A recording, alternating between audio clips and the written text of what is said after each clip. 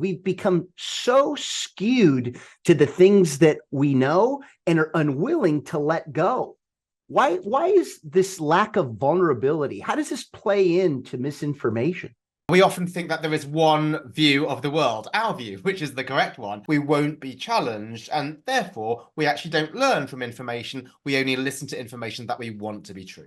You might think it's just because we're bad people, but it's not. It's because we're humans. And because we're humans, we have a striatum. Seeing information we dislike or being attacked on social media is a bit like being attacked by a tiger.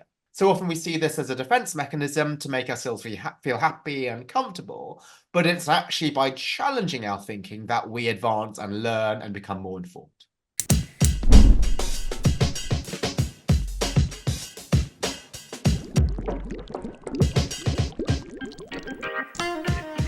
You are listening to Personalization Outbreak, a podcast about the collapse of traditional corporate standards in today's more personalized world. I'm Glenn Llopis.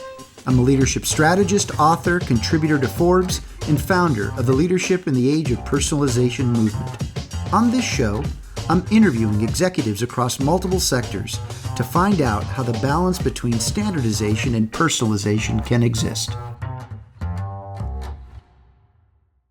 Hello, everyone. Welcome back to Personalization Outbreak Podcast.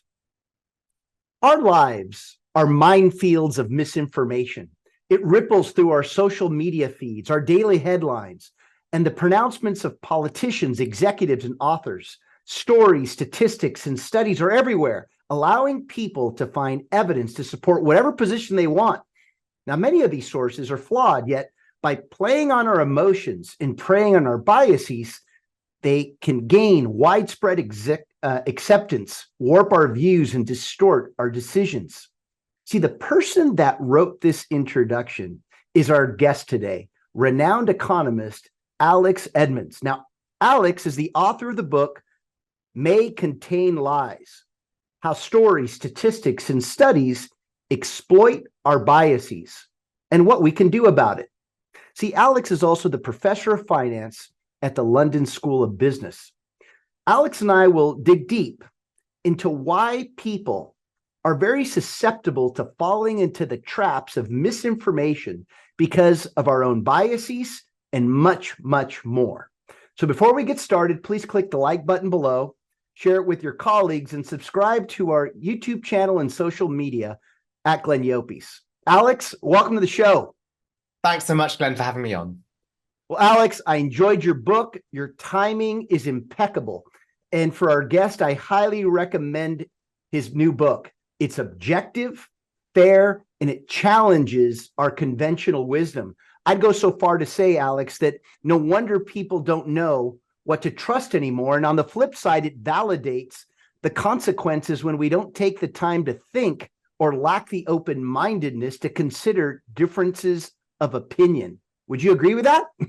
Yes, absolutely. We often think that there is one view of the world, our view, which is the correct one. And so anything that confirms that viewpoint, we'll latch onto this and lap it up uncritically. And something which challenges our viewpoint, we think this person is just wrong or uninformed or has some nefarious motives, we won't be challenged. And therefore, we actually don't learn from information. We only listen to information that we want to be true. How did we get to this point? Well, you might think it's just because we're bad people, but it's not. It's because we're humans. And because we're humans, we have a striatum. And that is part of the brain that gets activated when we see some news that we like. And so that releases dopamine into our body and makes us feel good. And on the flip side, when we see something we don't like, it triggers the amygdala. And that is the part of the brain that induces a fight or flight response. So seeing information we dislike or being attacked on social media is a bit like being attacked by a tiger. And so what this leads us to do is we then seek the comfort of echo chambers. So we will read newspapers and watch shows and follow influencers who we know that we'll agree with. And that's safe and that's secure and that's a defense mechanism. And then we don't want to be challenged because we often see challenges as attacks. So often we see this as a defense mechanism to make ourselves feel happy and comfortable, but it's actually by challenging our thinking that we advance and learn and become more informed. So why don't we challenge enough? I mean, this takes me back to the work I've been involved in unleashing personalization, because we've been so hyper standardized to think a certain way for so long that we lose touch with the changing world around us. And from what I've read in your book, that's exactly what's happened. We've become so skewed to the things that we know and are unwilling to let go. Why is this lack of vulnerability? How does this play into misinformation? I think it's because we confuse two different things, which is the goal with the approach. And to highlight this difference, let me give a concrete example. So there is a series of studies by McKinsey claiming that diversity improves firm performance. So they claim that the greater the ethnic or gender diversity in a board, the better the company performance. And I would love this to be true as an ethnic minority, and I'm sure all of your listeners want this to be true as supporters of diversity. Now, if you're somebody who highlights problems with that McKinsey study, you might be seen as somebody with a different goal. You might be seen as an anti-diversity person. Perhaps you might be seen as racist or sexist, and they might think, well, the only reason that you're attacking these studies is because you have a different goal. You want to suppress any diversity initiatives. When in truth, it may well be that you are a supporter of diversity, but your approach is different. You think that actually the best way for diversity is not to reduce people to just their gender and ethnicity, but actually you believe these McKinsey studies actually forget many other aspects of DEI. Well, let's start with the D. There's many other aspects of diversity than just gender and ethnicity. There's cognitive diversity. So maybe you're a white male, but your expertise is in humanities and everybody else's expertise is in finance. Or maybe there's socioeconomic diversity. You're the first person in your family to ever go to university. So this whole idea that the only thing that matters is gender and ethnicity, that might suggest as a white male, you can never add to the diversity of an organization when there's many attributes of you beyond just these demographics. And second, there might be other aspects, like equity and inclusion. It's not enough just to hire a mix of people and just to sit back and let them do their magic. You need to take active steps so that they feel included. And so then people who challenge studies like this sacrosanct McKinsey study are not doing so because they're ideologically opposed to DEI. It's because they feel that there is actually weak evidence in the McKinsey study. This is not to debunk DEI initiatives more generally, but just to highlight a simplistic DEI initiative which only considers gender and ethnicity is not supported by the data. Well, I think we all have learned that without inclusion, diversity actually means nothing. In fact, in its efforts of putting people closer together, it's actually pulling people further apart, which has then further complicated the issue. Why? Because we're so hardwired to think in certain ways. What has hardwired us, and how do we get out of it? I think what's hardwired us is this confirmation bias, the idea that we have this view of the world and we will just respond to information according to whether it supports that view. So if it's something that supports our worldview, we will lap it up uncritically. And if it challenges our view, we will think, well, this must be a bad study. It must be wrong because our view must be right. And so you impugn certain motives. So if there's a study attacking a diversity research, you might think, well, this is behind people who've just got nefarious motives. In fact, they might be raising actual objective issues with the quality of the data and highlighting there's many aspects of diversity which are not considered in the study. So again, it's the fact that we have strong views. And if people will challenge our views, we see them as an enemy. They're people with a different goal from us, when in fact they might have exactly the same goal as us, which is to build diverse and inclusive teams, but have a different approach, which is to look beyond just the simplistic measures of gender and ethnicity. How do we get people to see well beyond the obvious, well beyond what they know to be true? Because in the end, the world is changing so fast. Our truths that existed 10 years ago can't be the same, can they? Well, that's exactly why I wrote the book. And so you might think, well, why am I trying to write a book to encourage people to question information? Because isn't this a really tall order? Because people don't have a PhD in statistics. I don't have a PhD in statistics myself. And the average busy practitioner won't have the opportunity to read through every single footnote of a study and look up every reference. They're busy, so can they really challenge? But what I'm trying to highlight is challenging does not take a lot of time. It doesn't take a lot of effort. It doesn't require statistical pyrotechnics. All it requires is the common sense that is already within us. So if you're a kid and you read a murder mystery novel, you quickly realize that it's not the most obvious suspect, which is the one who committed the crime. We learned this early. We learned that actually let's try to think of alternative suspects and things which are not obvious. But we suddenly forget that when we look at data. We look at data and we only accept the explanation that we want to be true when there could be multiple different explanations. So what I'm trying to do in the book is to harness the discernment that people already have within yourselves. If somebody tries to sell you a used car, you wonder whether the car is actually as high quality as they're claiming. If you're trying to buy a house and the realtor is really highlighting certain attractions, you wonder whether they're hiding other things. We already have that discernment, but we at the moment only apply it selectively when we encounter evidence that we don't like. And what I'm encouraging you to do is to apply that even when there's evidence that you do like. And again, let's give a practical example. So when there was the Deepwater Horizon scandal, the Deepwater Horizon disaster, there was some tests which suggested that it was not safe to remove the oil rig. But people just dismissed this. They said, well, these tests must be wrong because we know that our rig is safe. Let's devise a different test. And that different test gave it a pass, even though that different test was not a recognized test. They just accepted the results of the test because that's what was convenient to them. They wanted to think that it was safe to remove the rig. I think that's the point. Isn't this a lot to do with convenience? Because, I mean, like, for example, corporate business leaders love benchmarking everything. And I've always said, why? I mean, benchmarking, it's great. It's good to know what works for other people, but your business, whether you're a direct competitor or not, has different people, has a different mission, is creating a level of products or services that are distinctly different. So why benchmarking, and why do we put so much emphasis on it? Is it because there was another large brand that did something that you haven't wanted to do because you see the risk in it and they don't, and since they took it, it's time for you to take it? Doesn't that actually increase the risk profile?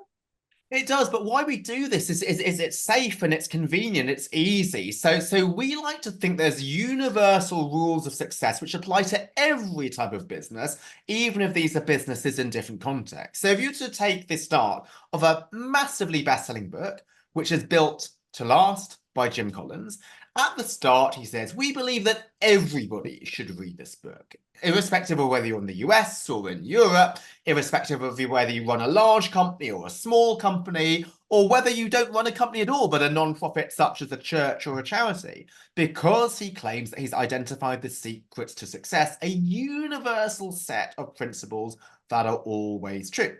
Yet all he did was analyze, I think, about 18 successful companies in the United States, and these are all large publicly traded firms. Now, what leads to success in the US might not be true in Japan with different cultures. It might not be true in startups where there's different things that we need to achieve. There's different challenges when you're a small and growing company.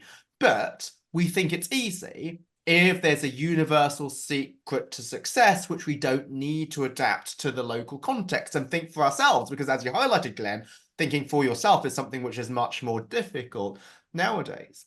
And this is really damaging because business is a social science, but we think that it's a hard or physical science. So two carbon-14 atoms are exactly the same in Tokyo and New York City. So one rule about how carbon atoms work, that is true everywhere.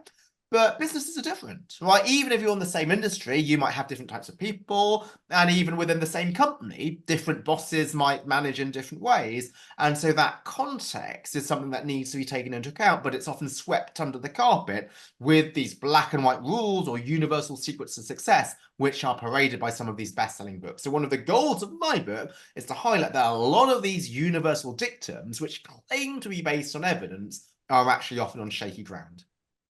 I completely agree with you. And that's why I gravitated to your work, because I always tell people, I'm not here to standardize you to think like me. I'm here to provide you a framework that you can make your own.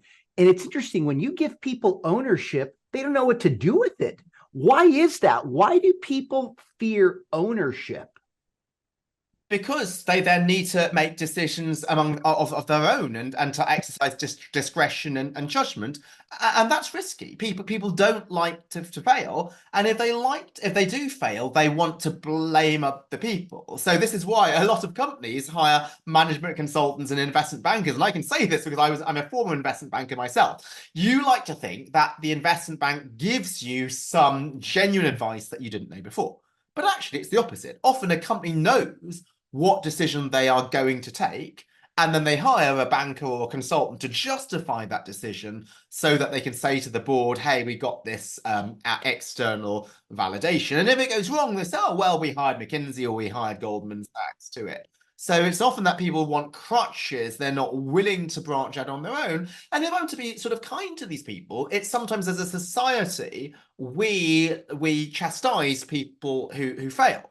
But actually, trying and failing, that's something which we should encourage, because that's the way in which people learn. So people should not feel so embarrassed about starting something and it not working out. But sometimes the media will get on that person's back and will try to highlight and make fun of that person's failure, when actually we should be rewarding people who are willing to make their own decisions and to be bold. You know, you just validated for me, and then I want to go into your ladder of misinference.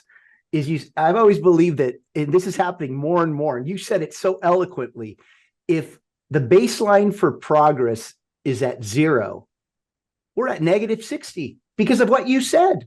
Because we don't want to be judged for having an opinion. We don't want people to look at us differently if we're bold and others play it safe.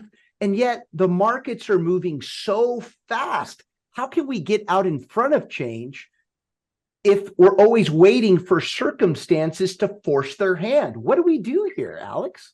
I think it's to recognize the danger of that approach. So what I highlight in the book is one bias, which I call black and white thinking, which is we like to see the world in black and white terms. So something is either always good or always bad, when in reality, things might be good or bad in moderation. For example, let's take carbs, which the Atkins diet said is terrible. Let's have a diet where we minimize carbs. Now, that is really easy to put into practice, because all you need to do is to look at the carbs label on some food. You don't need to worry, are these carbs complex carbs or simple carbs, or are these carbs 30 to 50% of my daily calories? You just avoid them. And that's a really simple diet, really easy to put into practice, but not at all supported by the evidence, and this is why this diet is not actually successful. Another example of black and white thinking is we like to put things into buckets and view everything in the bucket the same way. So one of my fields is sustainable investing, or it's otherwise known as ESG, environmental, social, and governance investing. And some of my work highlights that certain sustainability factors pay off. But then there are people who claim that everything which is sustainable pays off. Anything with an ESG label is the road to riches, when ESG comprises lots of different things. Some things may well improve performance and others don't. It's just like you would never say food is good for you, because broccoli might be good for you and ice cream might be bad for you. But we like to oversimplify things. It makes the world easy for us, and that's why we like to think in black and white terms. So then your question, how do we overcome this, is to highlight that the world is far from black and white. And so what I try to highlight in the book is not only that the solutions are easy, it's to exercise the discernment that's already within us when we read murder mysteries, but also the stakes are high. What can be the consequence of getting it wrong? Well, Atkins himself was believed to have died as a result of his own diet. We have issues like Deepwater Horizon, where they failed to notice that the rig was not safe. We have Silicon Valley Bank, where their own models predicted that the bank would collapse if interest rates rose. They didn't like that conclusion, and therefore they changed the assumptions of the models to give the result that they wanted, that the bank was safe. So a lot of these things, even really smart people can get them wrong. The stakes are high, it's important, but also equally importantly, there are practical ways to deal with this. And this is something that I try to introduce. Okay, so let's go into what you call the ladder of misinference framework. And it's to identify 4 different ways people fall into these traps of misinformation. Let me share them with the audience, and I'd love for you to go through them one by one. A statement is not a fact. A fact is not data. Data is not evidence, and evidence is not proof. Let's start with a statement is not fact. Absolutely. So why did I come up with this ladder to begin with? So there's lots of other good books out there on misinformation, and I'm not going to rag on them because I view them as competitors. They are good. They are comprehensive, but in fact, they're so comprehensive that they identify the 159 ways in which you can be misinformed. And it's hard for the reader to remember all 159 and put them into practice. So I wanted to boil down all of the types of misinformation into 4 categories, as you say, Glenn. And I illustrate this in what I call the ladder of misinference. And why do I have it as a ladder? When we start from some facts and we draw inferences from them, we're climbing the ladder. But I call it the ladder of misinference because some of these inferences are actually incorrect. So let's start with the first one. You say a statement is not fact because it may not be accurate.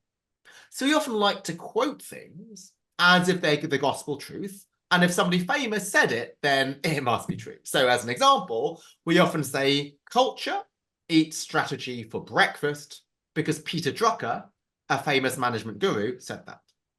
Now, a couple of problems. Number one, Peter Drucker never actually said that. It's a quote which is commonly attributed to him, but there is no evidence he actually said that. But the second and more subtle thing is even if he did say it, it's not a fact. It's not necessarily true. Why? Because there's no evidence behind this. So he could just say this, but without actually conducting a scientific study showing that the culture of an organization is more important than its strategy, then this is something which is just vacuous. So we often like to quote famous people, but just because the person is famous doesn't mean that it's true. Unfortunately, we know lots of famous people who've got famous on saying things which are not true. So what matters is not just a statement being powerful, but is there evidence behind that statement? How about a fact is not data? Yeah, so the second misstep up the ladder is that a fact is not data. It may not be representative. So if you hear the first step that we've just discussed, you might think, well, the solution is to check the facts. Check, was there actually some evidence behind it? And indeed, most people, when they think about misinformation, they think the solution is just to fact check. Well, if people claim that Barack Obama is not a natural-born US citizen, just ask for his birth certificate. However, the second step, which we've just highlighted, is even if a fact is 100% accurate, it could still be misleading, because it could be cherry-picked. It could be the exception that does not prove the rule. Again, let me give a practical example. So let's say we take Simon Sinek's book, Start With Why. He claims that if a company starts with why, it's the secret to success. And he gives a fact to back it up. Apple started with why, and Apple is enormously successful. Nobody would ever dispute that fact. But there could be hundreds of other companies that started with why and failed. So a single fact, an isolated anecdote, that is not data. It does not tell you what is true in large scale. So even if that one fact is true, it could be misleading because it doesn't show you what is generally the case. That's a great example. And by the way, people still keep thinking about the why. I'm wondering when people are going to start thinking about the how, because there's a lot of issues we've got to deal with right now. I'm not hearing anything about the how. And this is something else that I was drawn to about your book. The more you read it, the more you realize we forgot how to think. We actually forgot how to know our own truths. So how do we find our own truths again? Well, I think it is to make sure that we are discerning with data, is that as we might have some deeply held beliefs, but no matter how deeply held they are, they might just be a partial part of the picture. And so again, let me give a practical example. In 2016, the UK was voting to leave the European Union. So this was the Brexit referendum. And I was a strong Remainer. I wanted to believe that the UK should stay in the EU, and all of my friends and all the bubble that I lived in and worked in and grew up in, they were all Remainers as well. So I forced myself to go to some Brexit talks by some Brexiters who wanted to leave. And I was tempted to think that Brexiters must be racist or xenophobic or ill-informed. And then when I went to these talks, I was shocked by how logical the arguments were.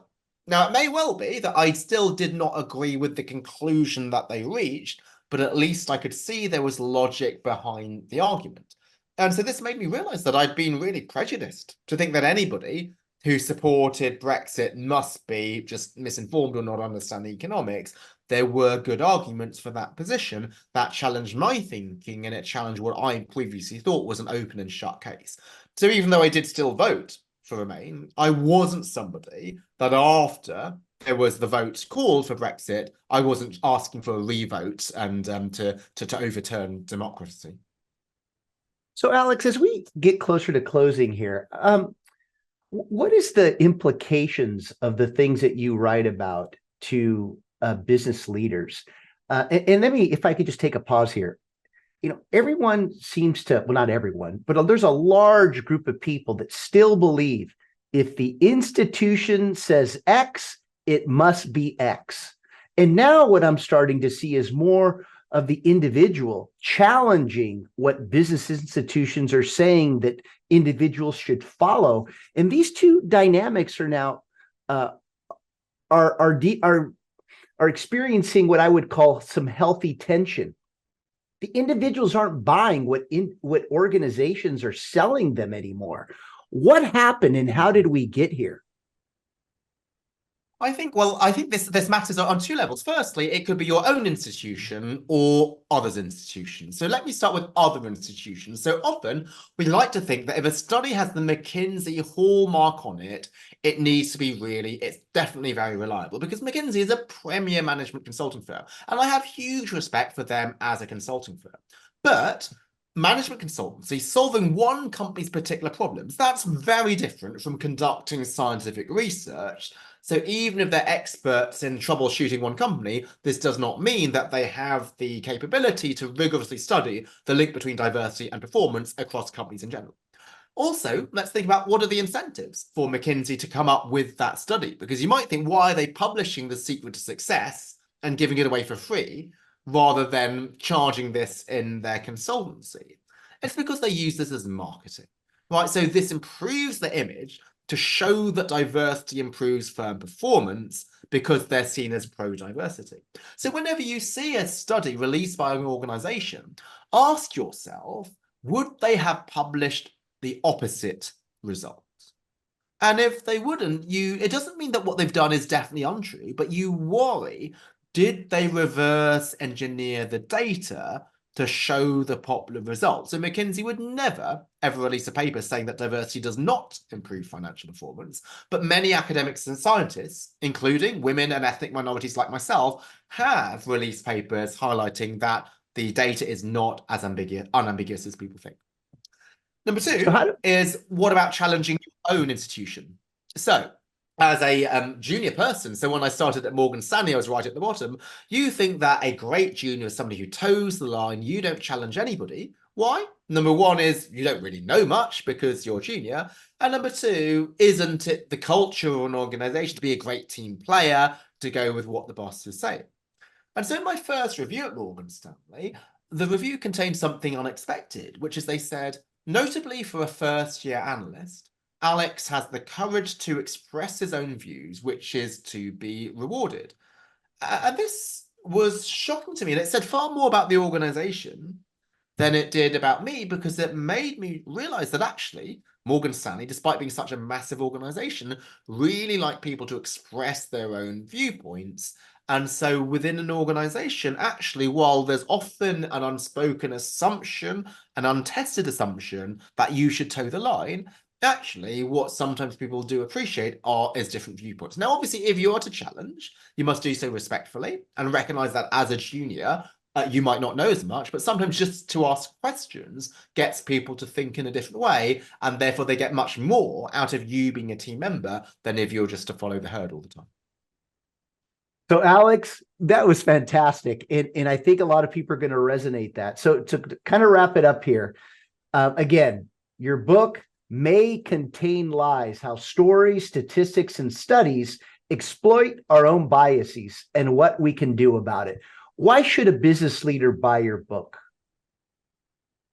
Because what this highlights is just the danger of misinformation. So as a business leader, you're bombarded with so much information out there from really different sources, from within the organization, from outside the organization. There's so much research out there which is freely available. And you think this is important because I now need to make even more decisions than I did in the past with globalization, with the challenges of AI, with the challenges of sustainability issues. But a lot of this information that we will be bombarded with is actually unreliable. And so to help you as a business leader make better sense of the world and make better decisions, it is really important for you to understand what is reliable and what is misleading. And I wrote this book to be practical. Yes, I'm an academic, but I wanted this to be something practical and actionable that a business leader can put into practice in his or her organization. So just again, because I want to make sure I support your book because I really enjoyed it. Share just a couple of things that a business leader will take out of this that they could apply immediately. Yeah, so one is chapter 10, which is how to create smart thinking organizations that not only moderate dissent, but also encourage dissent. And some of these things might be small things, but they can have a large effect. For example, let's say you have a meeting where you're discussing, do we continue with strategy X? And one person, let's call her Sarah, raises a potential objection. And people respond to this respectfully. And they debate Sarah's concern, but they still decide to go ahead anyway. Now, if you're the leader, go to Sarah afterwards privately at the end of the meeting and say, hey, Sarah, I just want to say I really respect you for raising these concerns. I know that it might have been challenging for you to raise these concerns when everybody wanted to go ahead. And even though we still decided to go ahead, we will bear your concerns in mind when we implement strategy X. Why is that so valuable? If you hadn't said that, Sarah thinks, well, I had to expend some political capital to raise my concerns. Maybe I annoyed a few people because I delayed the meeting by half an hour. And I still didn't end up changing the decision anyway. So I put all of this effort in and nothing happened. The next time I have concerns, I'm just going to self-censor because it's just not worth it.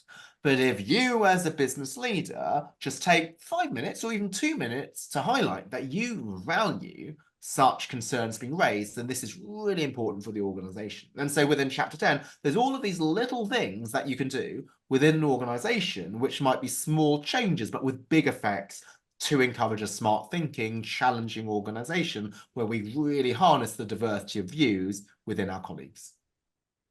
Alex, thank you so much for your time. We can talk forever. Really appreciate just how fact-based and practical you are in your thinking and delivery. I hope everyone's appreciated this gift that Alex has just given us.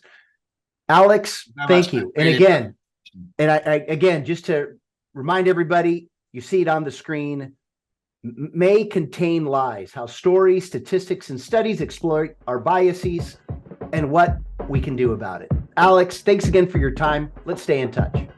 Really a pleasure to be on your show. Thanks so much, Glenn. Thank you so much, Alex. Thanks for listening to Personalization Outbreak. Make sure to subscribe so you never miss a show. If you enjoyed the content, visit ageofpersonalization.com to check out our free streaming video series and learn how to get involved in the movement. I'm Glenn Llopis. I wish you a good day, and remember, without strategy, change is merely substitution, not evolution.